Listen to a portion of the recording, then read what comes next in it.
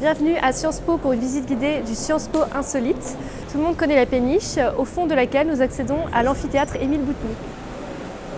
Mais la vraie classe, c'est d'emprunter le couloir VIP.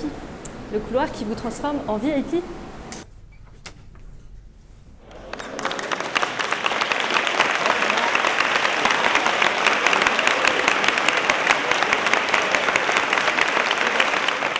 À propos de VIP, on va monter dans le bureau du président de la Fondation, remarquable pour sa bibliothèque. J'ai toujours pensé que si on faisait pivoter le bon livre, la bibliothèque disparaissait et on accédait au tableau de bord de la base sous-marine de James Bond. Remarquez, on a quelque chose d'un peu comme ça au 9 rue de la Chaise.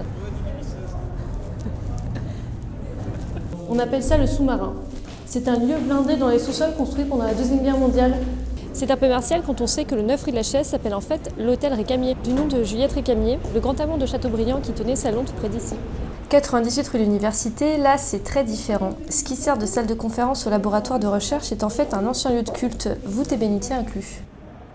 Tant qu'on est rue de l'Université, on va venir au numéro 13.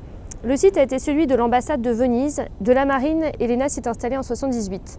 Aujourd'hui c'est Sciences Po et c'est au 13U que le toit est le plus spacieux. Je vous fais la version estivale.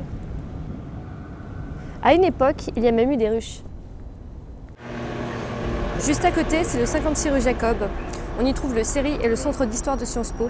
En 1783, on a aussi trouvé Benjamin Franklin. C'est ici qu'a été signé le traité de Paris qui mettait fin à la guerre d'indépendance américaine entre le représentant du roi d'Angleterre et les représentants des 13 colonies américaines, dont Benjamin Franklin. On passe à l'hôtel de Fleury au 28 rue des Saints-Pères, avec son majestueux escalier classé.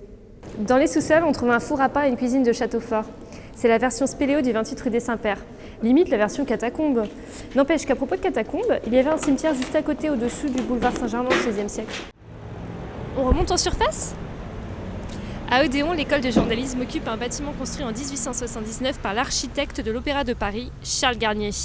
Le blason est formé de 2 plumes d'écrivains et les mosaïques représentent de célèbres imprimeurs, éditeurs et libraires.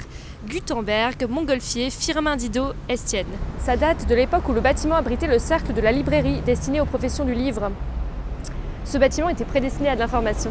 Pour en savoir plus sur les bâtiments de Sciences Po, je vous laisse consulter la notice historique écrite juste en dessous de cette vidéo. Bonne lecture! Sciences Po.